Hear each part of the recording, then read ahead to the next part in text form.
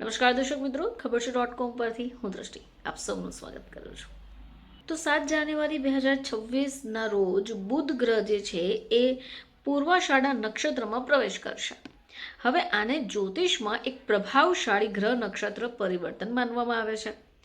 હવે બુધ ગ્રહ જે છે એ બુદ્ધિમત્તા, વિચારવા સમજવાની ક્ષમતા, વાતચીત કરવી, વ્યાપાર અને ગણનાથી જોડાયેલા વિષયો પર પ્રતિનિધિત્વ કરે છે. હવે આ પૂર્વાષાઢા નક્ષત્ર શુક્રના પ્રભાવમાં આવશે, જે ભૌતિક સુખ, વૈભવ, સમૃદ્ધ જીવનનો સંકેત આપે છે. હવે આવામાં આ જે સંયોગ છે એ અમુક રાશિ માટે ખૂબ શુભ ફળ આપશે. આવો જાણીએ કે એ 5 રાશિઓ કઈ છે જેનેથી આ ગોચરનો વિશેષ લાભ મળવાની પૂરેપૂરી શક્યતા છે. સૌથી પહેલા વાત કરી લઈએ આપણે મેષ રાશિ વિશે. તો મેષ રાશિ માટે આ સમય કરિયરથી લઈને ખૂબ મોટી રાહત આપનારું છે, કારણ કે લાંબા સમયથી જે પ્રયત્નો તેમના અધૂરા હતા તે હવે પૂરા થશે. જે લોકો નોકરી કરે છે એમને પ્રગતિ મળશે, નવી જવાબદારીઓ મળી શકે છે. હવે જે લોકો બેરોજગાર છે એમને નવી નોકરી મળી શકે. આર્થિક જે મામલા છે, આર્થિક જે કિસ્સા છે એની અંદર ભાગ્યનો સાથ પણ મળી શકે.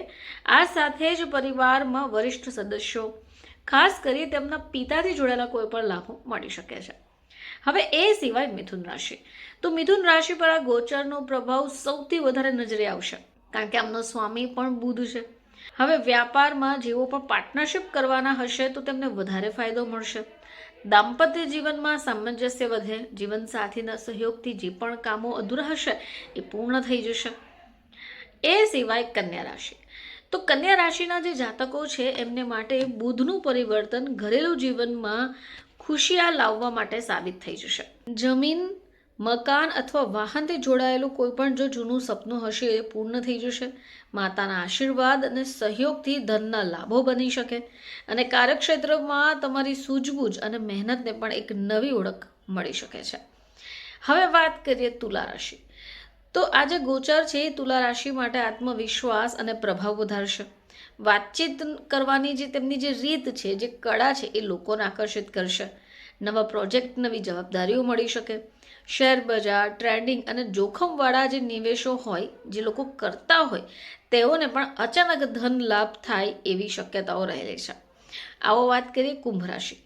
તો કુંભ રાશિના જાતકો માટે બુધનું જે આ નક્ષત્ર પરિવર્તન છે એ આર્થિક કિસ્સાઓમાં શુભ સંકેત આપી રહ્યું છે. તેમના જે જૂના નિવેશો હશે તો તેમને રિટર્ન સારું મળશે.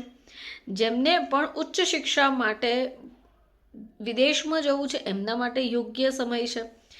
જે વિદ્યાર્થીઓ છે એમનું મન ભણવામાં લાગશે અને પ્રતિયોગી પરીક્ષામાં સફળતા મળવાના પૂરા ચાન્સીસ રહેલા છે. દર્શક મિત્રો, આ એવી 3 રાશિ છે જેમને માટે આ સંયોગ ખૂબ મહત્વનો રહેશે. ફરીથી આપ સમક્ષ હાજર થઈશું. ત્યાં સુધી જોતા રહેજો ખબર છે .com.